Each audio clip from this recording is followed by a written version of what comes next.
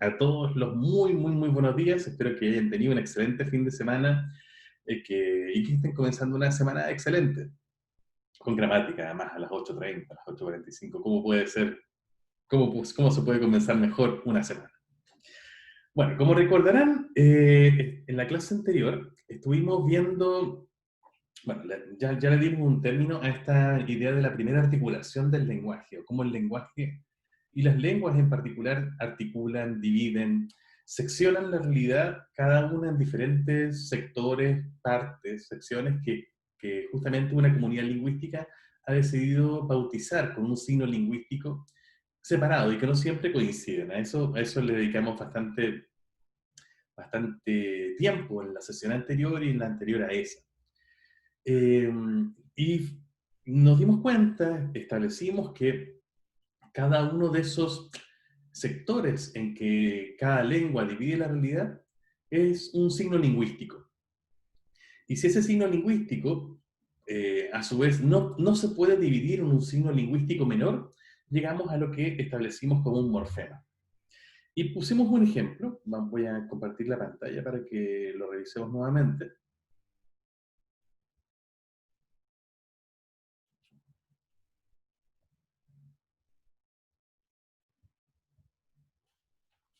Con el caso de la palabra relojeras, ¿se acuerdan? Esto es un signo lingüístico porque se trata de una asociación entre un contenido, o también llamado un significado, y una expresión fónica, o también llamado un significante. ¿Cierto? El significado es cuando pensamos o cuando escuchamos la palabra relojeras, enseguida pensamos, tenemos una especie de imagen mental o hacemos una asociación de ideas que nos dice de qué trata esto. Y por supuesto tiene una expresión fónica porque esto consiste en una serie de sonidos que somos capaces de percibir.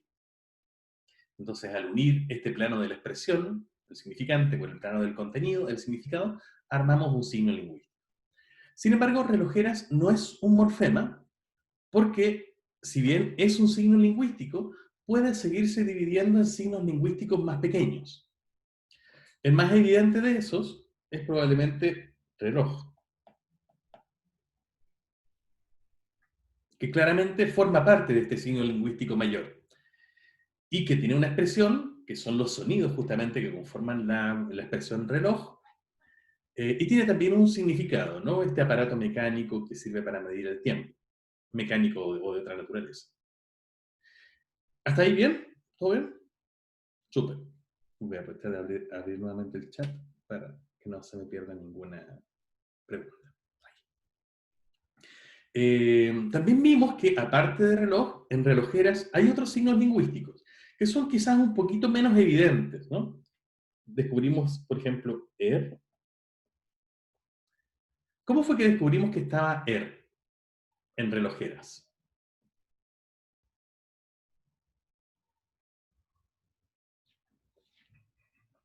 ¿Cómo se hace? ¿Cómo se hace para descubrir? O antes, mejor, perdón, antes de esa pregunta. Es bastante evidente que tiene una expresión, o tiene un significante, que son los sonidos que conforman ER, ¿no? Pero, ¿qué significado aporta en la palabra, o el signo lingüístico mayor, el signo lingüístico más complejo, relojeras? Súper, ustedes lo están diciendo muy bien, adjudica un oficio, ¿cierto? Una relojera o un relojero es una persona que se dedica o hace algo en relación con los relojes.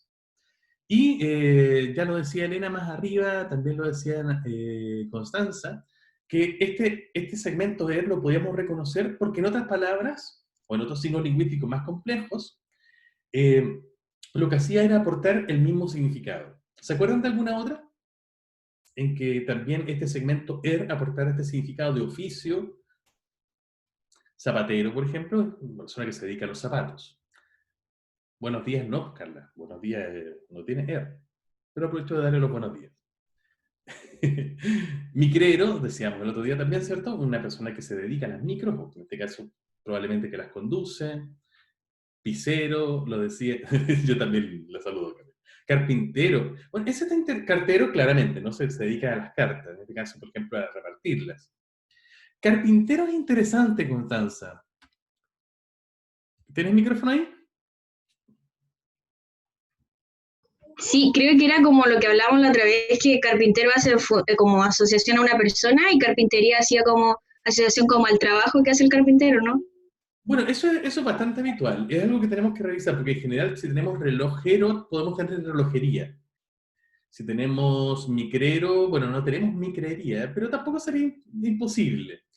Pero, o si tenemos zapatero, tenemos zapaterías. Ese tipo de palabras relacionadas con estas palabras que hacen relación a un oficio son bastante habituales cuando tenemos palabras de oficio, así que eso es cierto. Por ejemplo, lo tenemos también en carpintero y carpintería, como dice Constanza. Pero un problema que quería que viéramos en carpintero, y por eso me llamó la atención el ejemplo, es que si bien yo estoy de acuerdo en que en carpintero, sobre todo haciendo esta relación con zapatero, micrero, relojero, uno pues, puede encontrar el segmento er, en efecto. Esto nos da un problema con esta palabra, y que nos dejaría acá un morfema que yo no soy capaz de identificar en castellano, que sería carpint. Mm, sí, verdad, claro.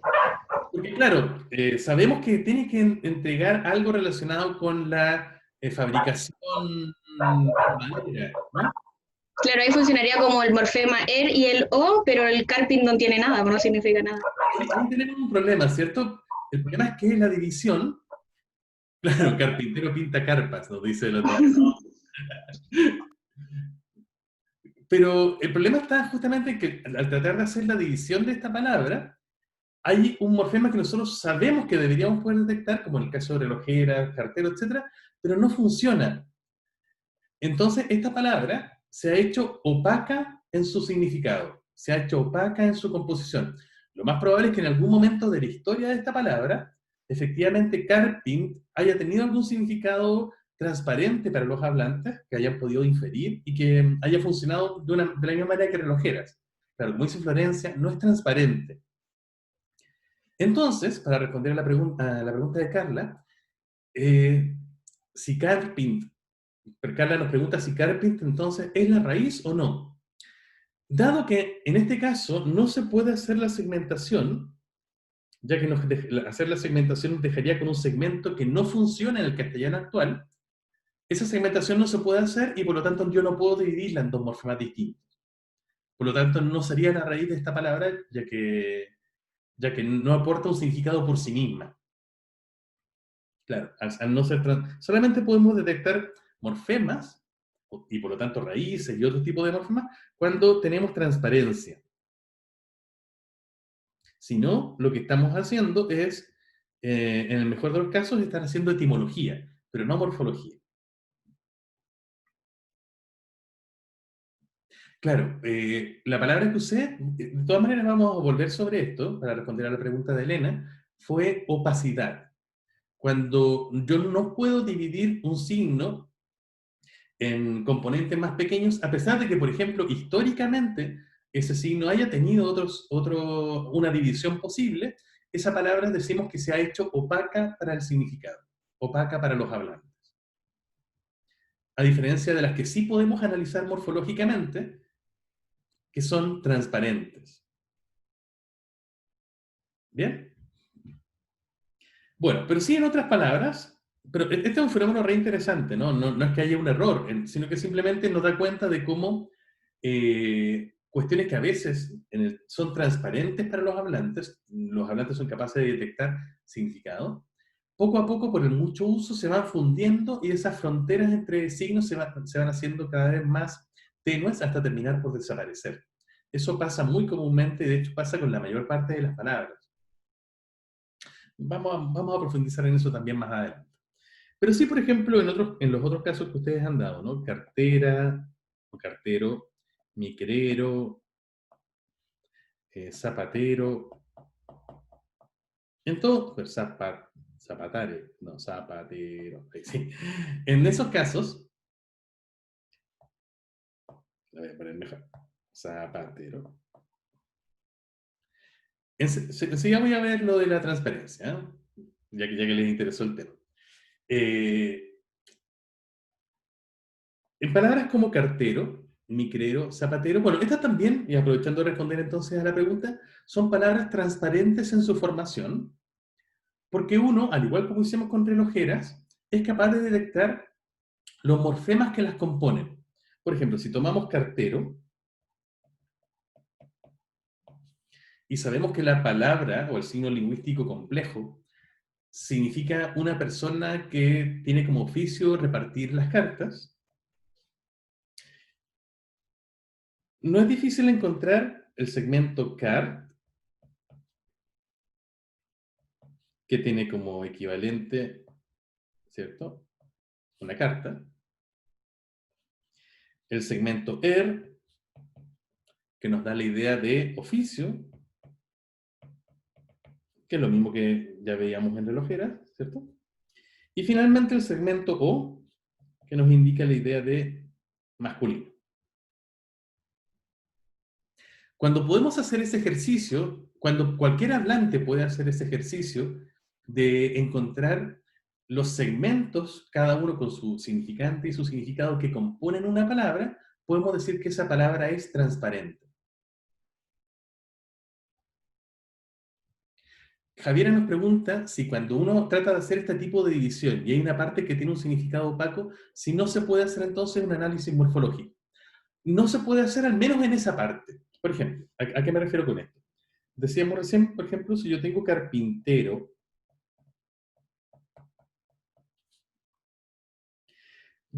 puedo tener cierta intuición de que el segmento ER que está acá es parecido al ER que está en cartero, en micrero, en zapatero o en relojero. Porque en todos ellos parece, ya vemos que está dando la idea de un oficio en relación con la raíz, y carpintero también es un oficio, ¿no? Sin embargo, si yo trato de hacer esa división de carpintero en carpint y er, me queda un segmento que es carpint, que yo no puedo encontrar en otra palabra del español, aportando un significado parecido al que aporta en carpintero, ¿cierto? Al menos no se me viene ninguno a la mente. ¿Tienen ustedes alguno? Otra palabra que tenga en su formación carpint y que tenga alguna relación con la idea de muebles o madera, algo así.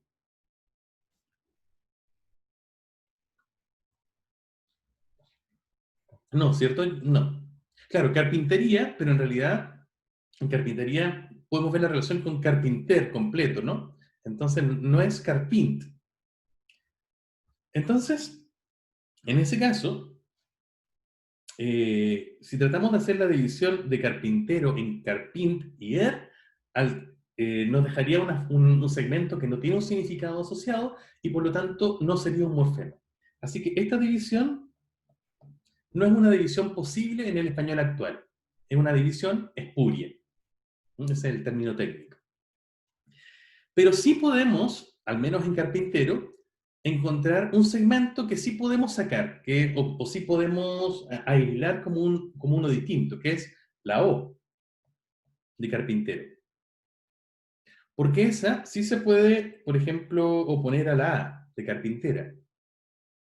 Y en carpintero tendríamos un hombre que se dedica a ese oficio, de construir muebles, por ejemplo, y con carpintera tendríamos una mujer que se dedica al oficio de construir muebles.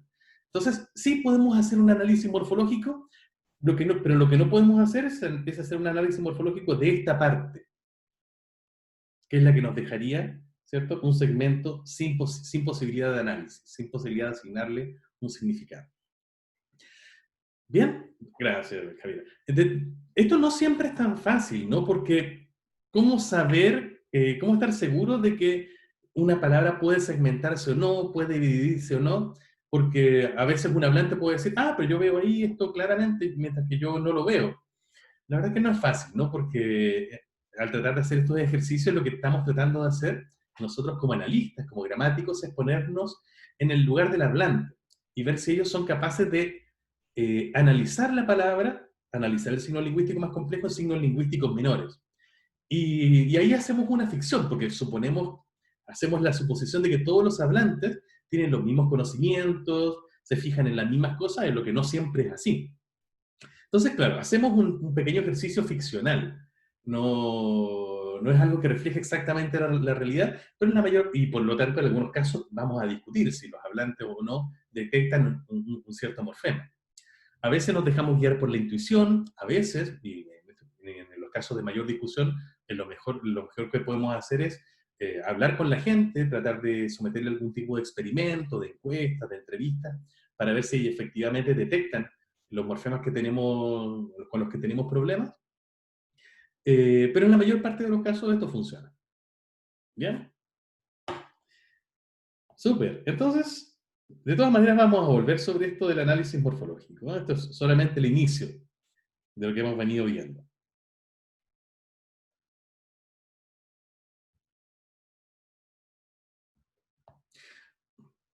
Entonces, una palabra como relojeras, como, se puede dividir a su vez en reloj, y finalmente en los segmentos A, ya que relojeras es claramente, si el signo lingüístico relojera significa una mujer que se dedica a la reparación de relojes, o sea, perdón, relojeras es varias mujeres que se dedican a la reparación de relojes, el segmento A indica la idea de mujer o de femenino, ¿no?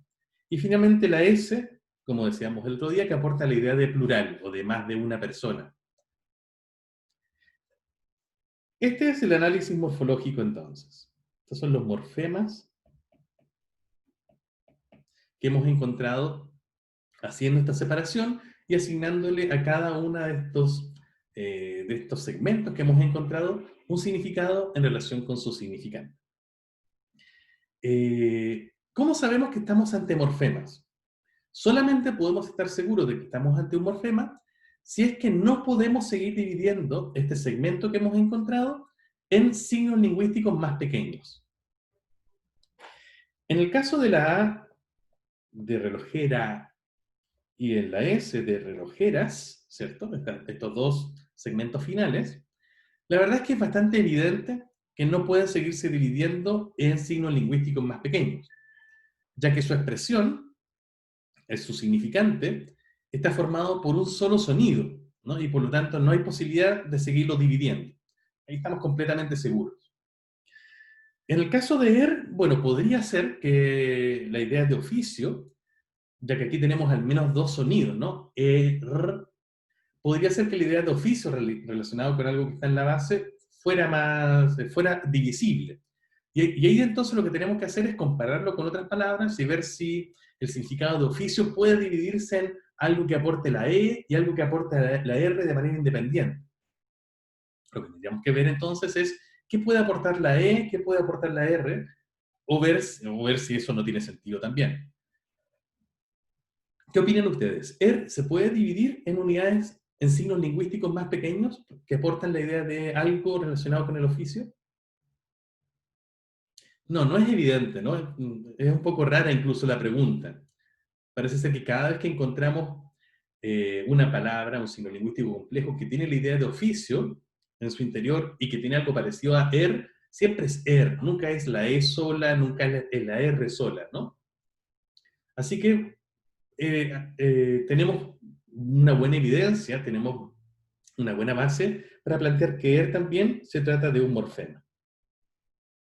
Y finalmente, con la palabra reloj, o con el signo lingüístico reloj, que significa algo así como aparato que sirve para medir el tiempo, para dar la hora, ¿se puede dividir esto en signos lingüísticos más chicos? Fíjense que esto es interesante porque reloj tiene un significado que es un significado más o menos complejo, no es un significado simple. La A de relojeras, por ejemplo, la que tenemos acá abajo, tiene un significado, entre comillas, más o menos simple, ¿no? Significa femenino. Entonces, un significado bien directo. Entonces, tiene sentido ya que tiene un significado simple, un significado unitario, podríamos decir, corresponde a un morfema. A la vez, su expresión es un solo sonido. También, entonces, tiene mucho sentido que ahí haya un solo morfema. En cambio, en reloj, podemos ver con claridad que el significado es más complejo, ¿no?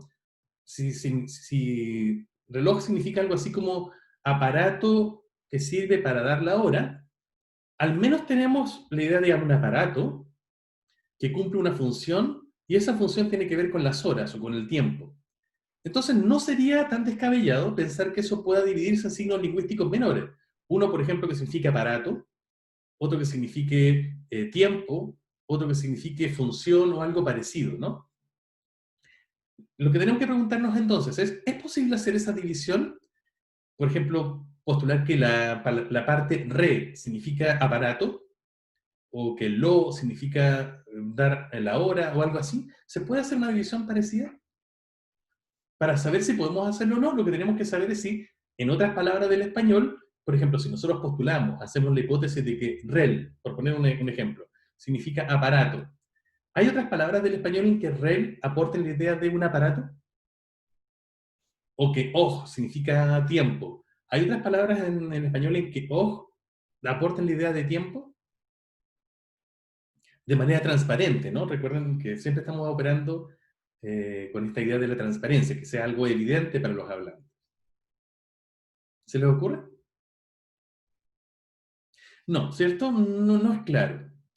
Entonces, si no podemos hacer eso, también en el reloj hemos detectado finalmente un signo lingüístico que no puede ser dividido a su vez en signos lingüísticos menores. Y tendríamos entonces también ahí un morfema. Tengo una manito levantada, Francisca creo que es. Sí, Francisca, Sí. cuéntanos. Tengo una pregunta. ¿Y Adelante. no sería correcto ir a la etimología de las palabras, quizás? A ver, cuéntanos.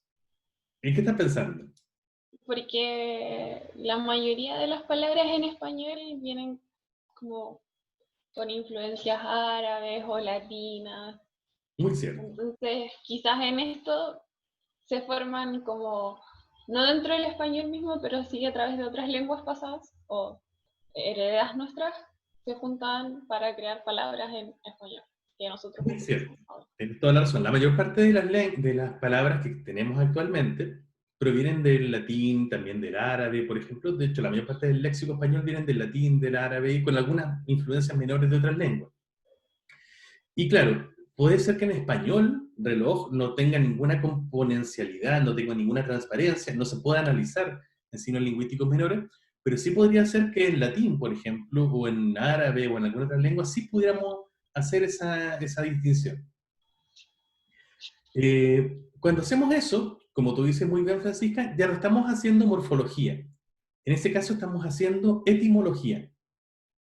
¿Cuál es la diferencia? Tiene que ver con tiene que ver con el propósito que tiene cada una de estas disciplinas. Cuando nosotros hacemos etimología, es decir, hacemos el estudio de las palabras en su historia, de dónde vienen, de qué lengua vienen, en qué momento cambiaron, etc. Lo que estamos haciendo es el propósito de descubrir la historia de esa palabra y relacionarla, por ejemplo, con lenguas anteriores, para ver justamente quizás cómo evolucionó su sonido, cómo fue evolucionando su significado, etc. Que es algo muy entretenido, de todas maneras, algo muy interesante de hacer. Pero la morfología tiene un propósito distinto. La morfología no está tratando de estudiar la historia de las palabras, sino que está tratando de recrear qué es lo que hace un hablante común, un hablante del castellano común, que no tiene estudios de gramática, ni de morfología, ni de nada, cuando escucha una palabra. La idea es que cuando una persona escucha por primera vez una palabra como relojeras, si que no la ha escuchado nunca antes, es capaz de inferir el significado porque sabe qué significa reloj, sabe qué significa el segmento ER cuando se asocia con una base como reloj, sabe qué significa el segmento A y el segmento S. Entonces, es capaz de hacer, incluso si no ha escuchado nunca esta palabra antes, es capaz de inferir su significado porque su significado está formado por lo que aporta un componente tras otro. También por eso se dice que las palabras que pueden analizarse de esta manera tienen un significado componencial. Porque el significado completo está establecido a partir de la suma de sus partes. Eh, por ejemplo, supongan ustedes que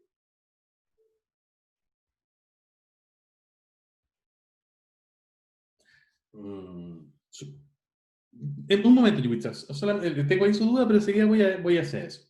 Supongan ustedes que escuchan y que no han escuchado nunca antes la palabra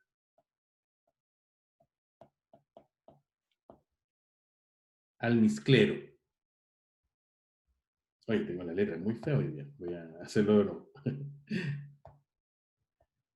Almizclero.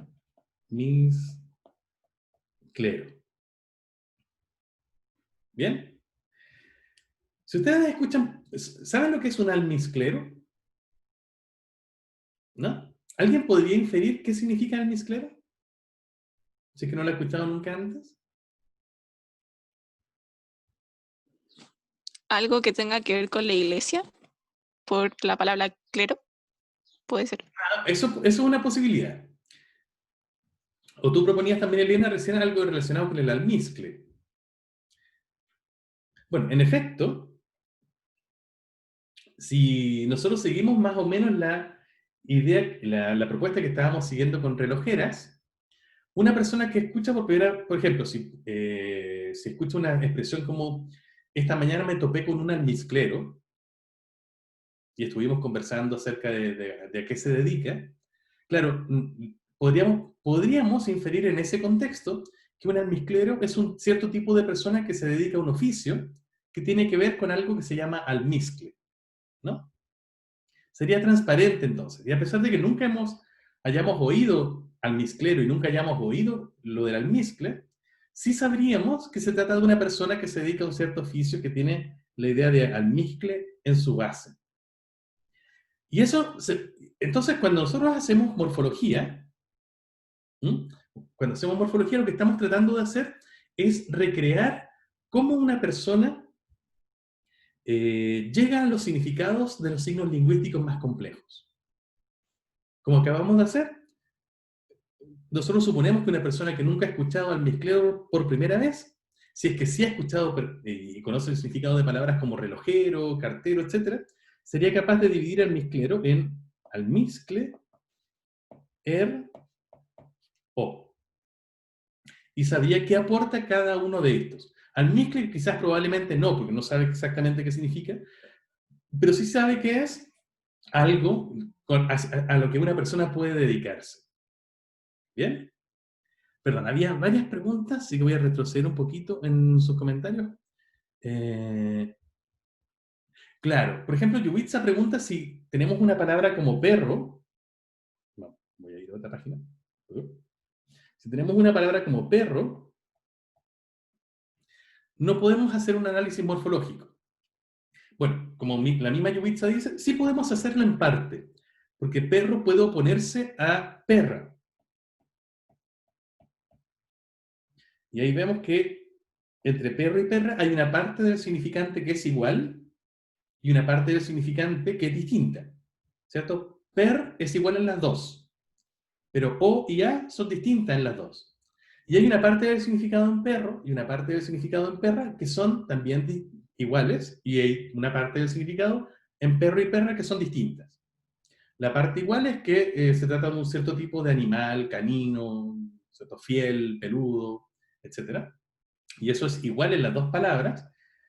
Y la O y la A aportan un significado distinto en las dos palabras. La idea de masculino en un caso, femenino en el otro.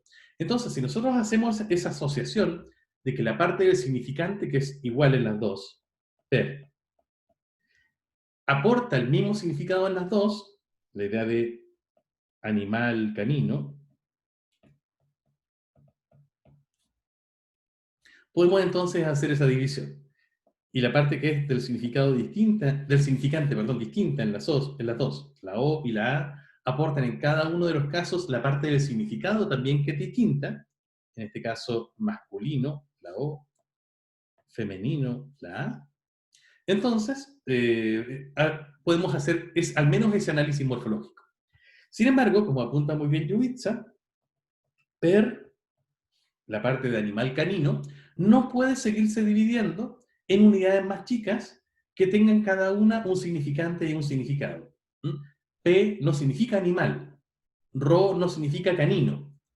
Y lo sabemos porque si vamos a otras palabras del español, no encontramos otras palabras en que P significa animal o aporte la idea de animal y ro aporte la idea de canino, ¿no? Solamente se encuentra eso en per.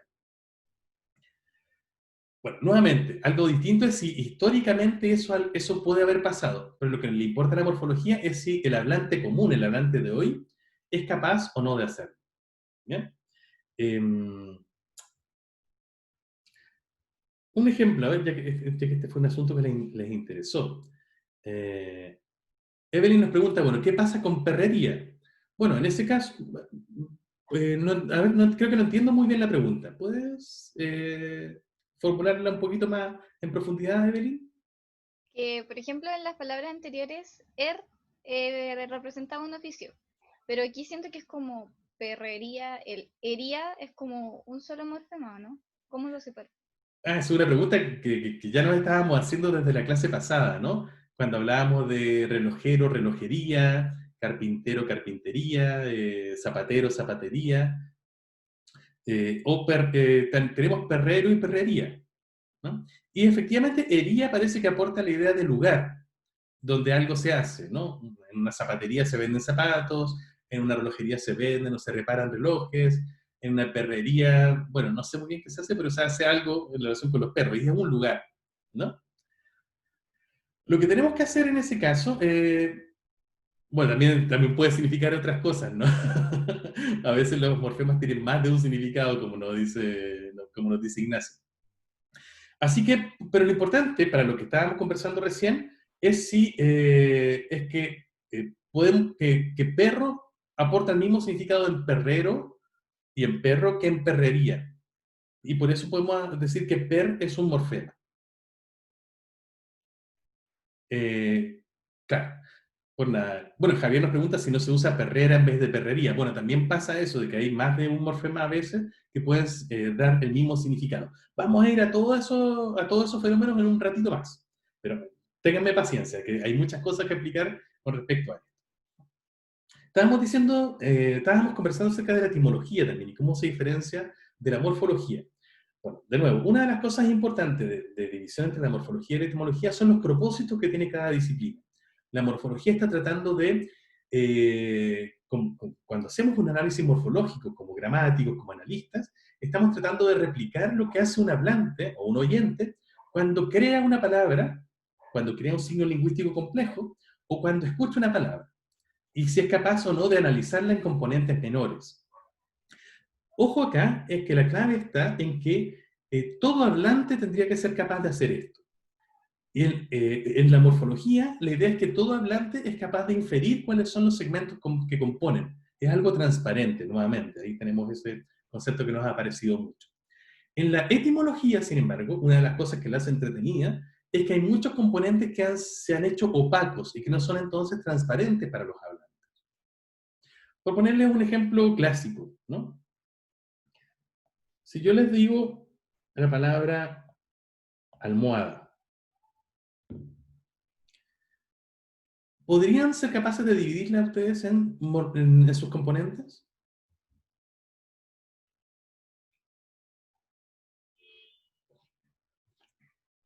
No, ¿no? Anaís piensa en hada, claro. Pero no hay históricamente no hay un hada en su composición. De hecho, almohada es una palabra que viene del árabe, y eso es fácil de ver porque típicamente las palabras del español que comienzan con al vienen del árabe. Y significa algo así como el lugar donde se apoya la mejilla. Viene de algo así como al-muhad. Pero eso lo sé yo porque lo leí, lo saben ustedes ahora porque yo se los digo, pero no es algo que sea transparente para un hablante, ¿no? Una persona que escucha la palabra almohada y la relaciona con la idea de este cojín que sirve para apoyar la cabeza cuando uno se duerme, no hace una separación entre al y moada, porque ni al ni moada funcionan dando la idea de lugar, mejilla, ni nada parecido en el español actual. O haciendo algún ejercicio se puede ver algún tipo de relación, pero no es transparente, no es inmediato. Entonces, yo puedo hacer esta división desde el punto de vista de la etimología, pero no es válido hacerlo desde el punto de vista de la morfología. ¿Bien? Otro ejemplo. Porque esto de la opacidad es algo que es re interesante. Eh, Perdón. ¿Qué problema tendríamos si nosotros quisiéramos hacer este análisis más bien etimológico cuando hacemos el análisis morfológico? Uno de los problemas es que no sabríamos cuándo detenernos, porque si uno se va hacia atrás, las palabras siempre provienen de palabras más antiguas, y esas a su vez provienen de palabras más antiguas todavía. Entonces, si hacemos este análisis que teníamos recién de almohada, y decimos que viene de algo así como almohad, y dividimos por un lado al como lugar y mojad como algo parecido como las mejillas, podemos quedarnos satisfechos etimológicamente. Pero alguien podría venir de un hablante de árabe, por ejemplo, o alguien que tiene estudios de árabe clásico y decirnos, pero es que mojad a su vez se puede dividir, por ejemplo, en mo, que significa cara, por ejemplo, y had, que significa parte. Y alguien podría venir después, pero had, a su vez, puede dividirse en el ha, que significa, no sé, carne, y ad, que significa arriba, por ejemplo. Y alguien podría venir después, pero es que ad, a su vez, viene adad, de adad, que significa, no sé, tierra, por ejemplo. Y alguien podría venir después, y esto viene de... Claro, entonces vamos hacia atrás cada vez más, y efectivamente todo esto puede ser cierto. Y todo esto puede ser además interesante. Pero esto claramente, nada de eso sería transparente para un hablante que escucha almohada y se lo relaciona enseguida con una especie de cojín. ¿Cierto? Entonces, la etimología se dedica a otra cosa con un fin completamente distinto. Explorar la evolución de las palabras hasta donde se pueda, relacionarla con las lenguas anteriores, con las leyes de esas lenguas anteriores, con el fin de descubrir cómo fueron evolucionando, cambiando los sonidos y cambiando los significados. En cambio, un morfólogo lo que hace es tratar de ver cómo se puede dividir una palabra, cómo se puede dividir un signo lingüístico complejo en signos lingüísticos menores, siempre y cuando los hablantes sean capaces, o yo pueda proponer, al menos pueda hipotetizar, que los hablantes pueden hacer este mismo ejercicio que estoy haciendo yo sin mayor esfuerzo, ¿no? Que también sea algo que un hablante pueda hacer de manera transparente. ¿Bien? Esto, por supuesto, no siempre es sencillo, no siempre es fácil encontrar los límites. Supongan ustedes, imagínense una noche de verano. Ustedes, Carla pregunta si almohadita yo podría hacerle un análisis morfológico. Sí. Bueno, ahí claramente al menos se puede detectar el segmento it, ¿no? Que nos da la idea de ternura. Incluso Ignacio enseguida dice que tierno, ¿cierto? Porque ahí la idea de it nos da enseguida la idea de pequeño o de afectuoso, ¿no? Y eso lo podemos encontrar en muchas palabras del castellano. Entonces, almohadita sí se puede dividir al menos en almohad, que está en la base de almohada también, e it, que nos da la idea de pequeño o de afecto. Ahí sí se puede hacer. Y eso sería transparente para cualquier hablante. Ignacia gritó de ternura sin una almohadita. Una cosita más sobre esto de la etimología y la morfología. Que yo les decía que no siempre es tan fácil establecer la frontera de cuando algo es transparente o cuando algo es opaco. Supongan ustedes que están en la playa en una noche de verano, durmiendo tranquilamente, y de repente escuchan un zumbido, algo como zzzz, zzzz. Podrán pensar probablemente en un animalito como este, ¿no?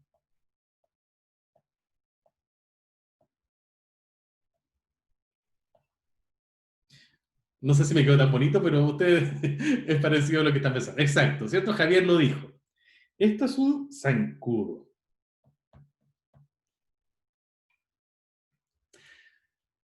¿Cuántos de ustedes ven en zancudo? Claro, ahí Javier sí lo ve. Javier nos propone que zancudo significa el de zancas grandes. ¿Cuántos de ustedes lo habían visto? ¿Cierto? Cuando piensan en zancudo, ¿piensan en alguien que tiene patas largas o patas grandes? No, ¿cierto? No es tan fácil ver que en zancudo estaba, al menos históricamente, estaba el segmento zanc, que por ejemplo podemos encontrar en otras palabras del español como zancos, ¿cierto? Que son estas patas artificiales que usan algunos malabaristas para hacer funciones, para dar espectáculos, ¿no? Y está el segmento ud también, que de hecho usamos para hablar de partes del cuerpo que son grandes, ¿no? Por ejemplo, de alguien que tiene, no sé, tiene muchos pelos, podemos decir que es peludo. Si tiene unas orejas grandes, podemos decir que es orejudo. Si tiene una frente grande, podemos decir que es frentudo, ¿no? Entonces es algo que se suele usar en español para hablar de partes del cuerpo que son muy grandes o abundantes, como en el caso de peludo. Y zanco, por ejemplo, y zanc también aparece en zanc. Entonces uno podría hacer la y la O, ¿cierto?, de masculino, o algo parecido. Entonces uno podría legítimamente plantearse que zancudo puede dividirse morfológicamente en zanc, patas, ud, grande, y la O de masculino. Pero la pregunta que nos tenemos que hacer ¿es esto transparente para los hablantes o no? O ya con un hablante cuando escucha zancudo, inmediatamente lo asocia con el insecto pesado que ronda y que chupa la sangre, sin pasar por el sedazo de, esto es algo que tiene las patas grandes. ¿Cómo lo hacen ustedes? ¿Es esta una palabra transparente o opaca para ustedes? Es opaca, ¿no? Yo creo que para la mayor parte de ustedes es opaca. Quizás para Javier, que enseguida pensó en zancos o zancas, no, para él puede ser más transparente, pero para la mayor parte de los hablantes es más bien opaca. Anaí nos dice que la Z de zancudo puede ser por el zumbido. Quizás por ahí puede haber una motivación. Pero claramente no es algo que nos venga de manera transparente a todos. Entonces, esta es una palabra difícil, ¿no? Porque hay ciertos motivos como para poder proponer que zancudo puede dividirse en zanc, ud, o, pero también para la mayor parte de los hablantes posiblemente la división más válida sea simplemente zancudo. O en el mejor de los casos, zancud, o si es que podemos oponerlo con zancuda. Quizá ni siquiera podemos hacer eso. Pero al menos zancud sería por lo menos una base no analizable, porque no aporta cada una de ellas una parte, no tiene un significado componencial, no es analizable en varios componentes. Otro ejemplo. Supongo que tienen un vasito de bebida o agua. Y aquí tenemos un aparatito. Uy. Perdón, se me apagó el lápiz. No.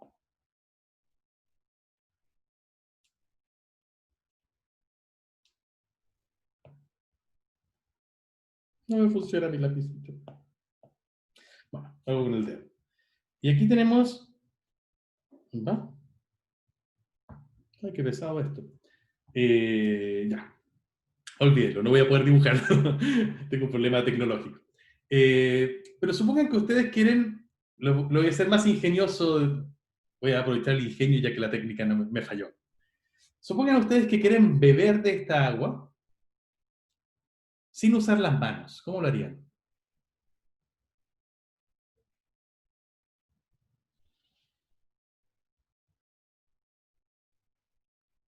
Con la lengua, sí, como la acuarela, podría ser. O usando, como dice Javiera, una bombilla. ¿Cierto? Perfecto. La palabra bombilla me interesa. ¿Cómo analizarían morfológicamente la palabra bombilla? ¿Se puede analizar? Probablemente. Claro, Javier de nuevo, Javier tiene mente de etimólogo, ¿no? Nos dice que una bombilla es una pequeña bomba. ¿Eso quiere decir que si yo la uso mucho va a explotar, Javier? No, ¿cierto? No. Bueno, es que no es transparente, ¿no? Y por varias razones. Pero algo de transparente tiene, ¿no? Nosotros sabemos, porque lo usamos muy frecuentemente, que las palabras que en español tienen una parte, perdón, que es ich, por ejemplo, es parecido a lo que pasa en almohadita, ¿no? Da el significado de un diminutivo, de algo pequeño, ¿cierto? Como por ejemplo en, no sé, chiquilla, ¿cierto? Mesilla. Bueno, no es tan usual en el español actual, pero sí todavía nos da la idea de algo pequeño. Y entonces podríamos pensar que una bombilla es una bomba pequeña. Sin embargo, como estaba haciendo recién ese chiste de que entonces va a explotar, el sentido de que algo de una bomba es medio raro para algo que se usa para tomar agua, ¿no? ¿Cómo solucionamos ese problema? Bueno, también bombilla se puede decir de las ampolletas, pero vamos a ir a eso después, es otro problema. ¿Cómo solucionamos el problema de que, por qué bombilla puede ser una bomba pequeña?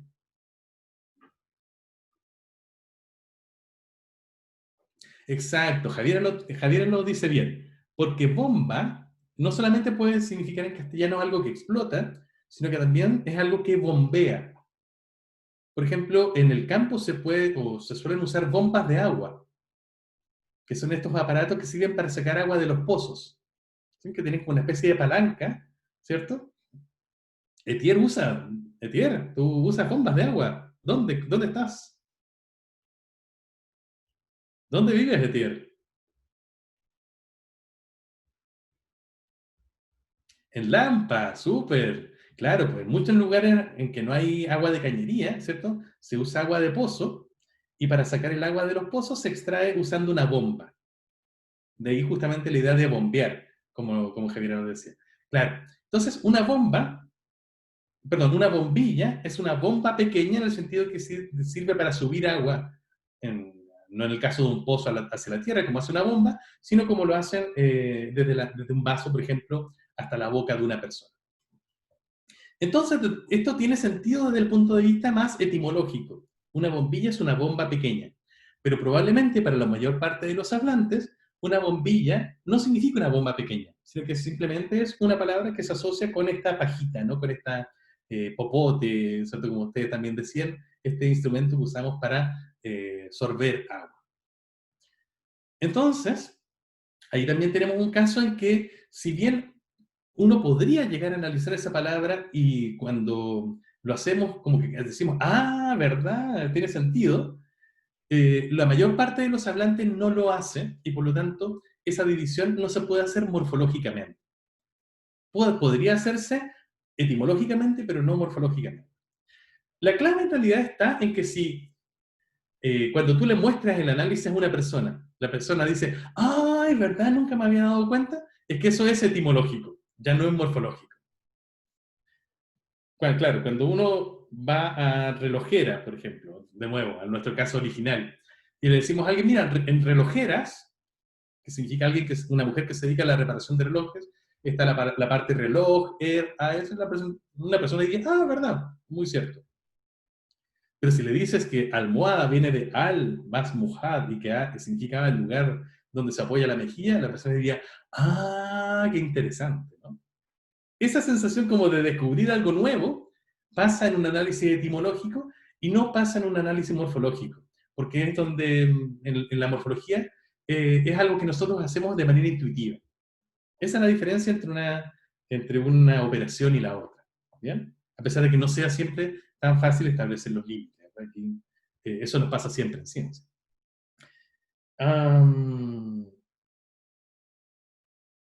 Bien, por último, bueno, ahora sí recuperé el lapicito. Ahí está la bombilla. Bien. Entonces, llegamos a la conclusión de una palabra como... Uy, perdón, hay varias preguntas en el chat, pero voy a tener que dejarlas un poquito apartadas porque se me está yendo el tiempo. Entonces, para concluir la clase, pero después vamos a tener varias clases para seguir hablando de transparencia, análisis morfológico, así que no desesperen, ¿ok? Entonces, para concluir, llegamos a la conclusión de que en relojeras podemos encontrar los segmentos reloj, A y S, cada uno de ellos siendo una expresión o un significante que aporta también un contenido o un significado. Y además, cada uno de estos es un morfema,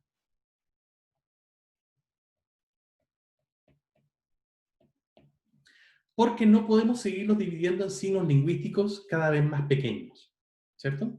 Entonces aquí tendríamos 4 morfemas o 4 unidades de la primera articulación del lenguaje.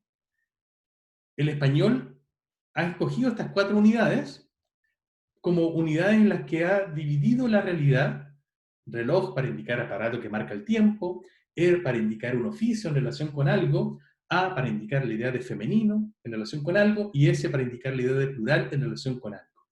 Y cada uno de estos signos lingüísticos no puede dividirse en signos lingüísticos menores. Son todos unidades de la primera articulación del lenguaje, son todos morfemas o signos lingüísticos mínimos. ¿Bien hasta ahí? Bien, claro, ¿no? Sin embargo, si bien una palabra o un signo lingüístico como reloj no puede seguirse dividiendo en signos lingüísticos más chicos, la verdad es que sí puede seguirse dividiendo en unidades. ¿En qué unidades puedo dividir yo reloj? En fonemas. Cierto, lo puedo dividir en sílabas, como dice Ignacio o Javier, y también lo puedo dividir más claramente en unidades más pequeñas todavía, que son los fonemas. Yo puedo dividir reloj en R, E, L, O, J. ¿Cierto? Está compuesto al menos de esas 5 unidades. La gracia está en que si bien reloj puede dividirse en estas unidades no son unidades significativas, no son signos lingüísticos, porque no son asociación de un significante con un significado. Son solamente significante, son solamente expresión, no tienen contenido. La R no aporta parte del significado de reloj, la E tampoco, la L tampoco. No es como si pudiéramos añadir a la R la idea de un aparato, a E mecánico, a L tiempo, a O, etcétera, ¿cierto? No es posible hacer ese análisis. Sino que acá estos son solamente elementos de significante, que no aportan un significado. Estos son, como decía muy bien Camila recién, los que llamamos fonemas. Entonces los morfemas pueden dividirse a su vez en fonemas, pero los fonemas no son signos lingüísticos, sino que son solamente elementos del significante. Y los fonemas son la unidad de la segunda articulación del lenguaje. En otras palabras, las comunidades lingüísticas dividen o separan la realidad en diferentes unidades a las que les otorgan una etiqueta y por lo tanto forman sus signos lingüísticos, sus morfemas. Y esos morfemas, a su vez, la parte del significante puede, en algunos casos, como en reloj, dividirse a su vez en sonidos diferenciados que sirven para componer ese significante. Y esos son los fonemas. Y esa es la segunda separación que es posible hacer. ¿Qué gracia tiene esto? Si nosotros tuviéramos que tener un sonido distinto para cada signo lingüístico existente en el mundo, para cada signo lingüístico en que pudiéramos pensar, tendríamos que tener miles o cientos de miles de sonidos diferentes. Lo que sería posiblemente muy poco económico y probablemente imposible desde el punto de vista articulatorio. No somos capaces de articular tantos sonidos distintos que además sean completamente diferenciados en los unos de los otros como para poder entenderlos. Entonces, las lenguas hacen un truco, ya que no tenemos una expresión que pueda ser completamente distinta para cada uno de los significados en que queramos dividir la realidad. Lo que podemos hacer, y lo que hacen las lenguas, es tomar cada significante y armarlo a partir de sonidos que, si bien son diferenciables unos de otros, no aportan un significado distinto.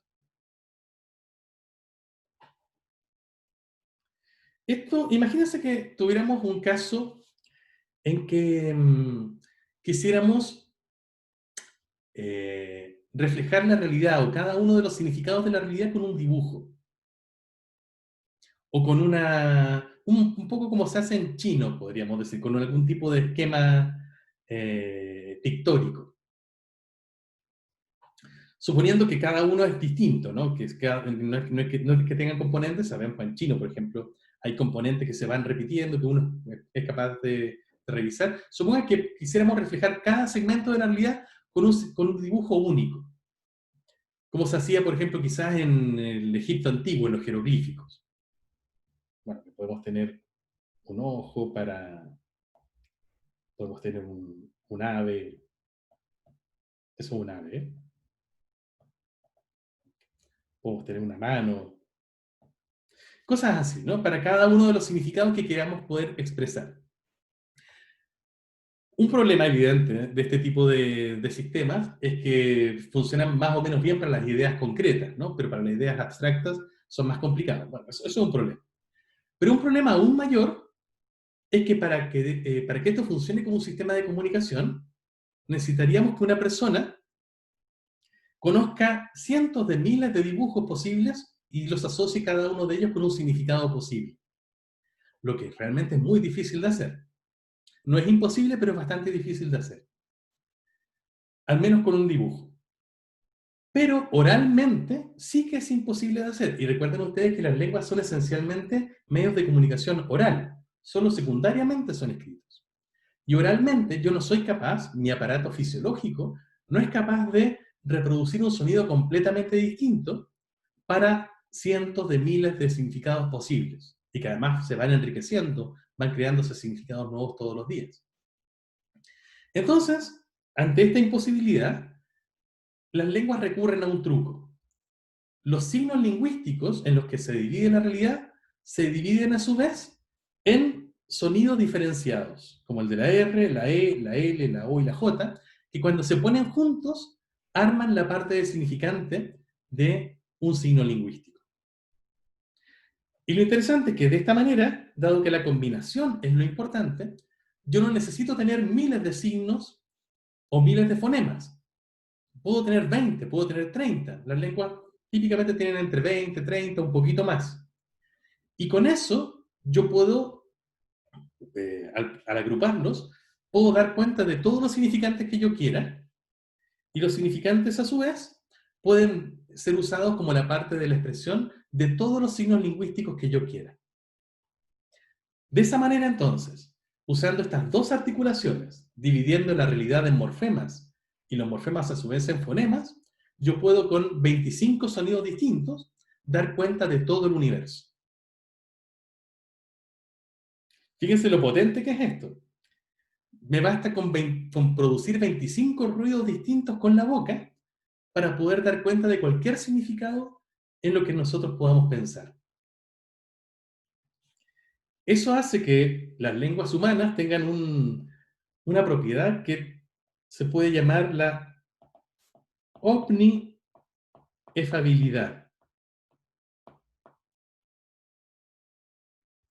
que significa algo así como que son capaces de expresarlo todo. O también lo llamaba Humberto Eco la omnipotencia semiótica. Es decir, las lenguas humanas son capaces de expresar todo aquello que podamos sentir o en lo que podamos pensar, justamente porque hacen uso de este truco de la doble articulación. Como dice también Javier, es otra de las manifestaciones de la infinitud discreta, el ser capaces de expresarlo todo a partir de un conjunto muy reducido de elementos. Y eso es una de las propiedades hermosas que, gracias a Florencia justamente, ¿no? Que tiene una propiedad tan hermosa que tienen las lenguas. Bien, chicos, vamos a dejarlo hasta aquí. Ha sido una clase bien potente para el inicio de la semana, y el miércoles nos volvemos a juntar en este mismo horario para seguir revisando cómo descubrimos los morfemas y cómo se hace con palabras nuevas, ¿no? Para descubrir dónde están los signos lingüísticos que las componen. Gracias a todos por venir, un abrazo muy fuerte y que tengan una excelente semana. Cuídense. Chao, profe. Chao. Chao, profe.